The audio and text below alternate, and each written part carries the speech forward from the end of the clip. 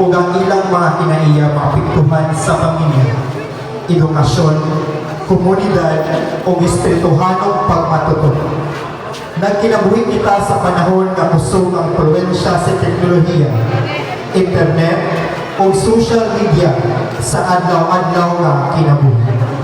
Tungod nini, adunay mga bagong pamaagi sa pagkaon o pagkomunikar o pagtanaw sa kalibutan ang mga batan-on karon.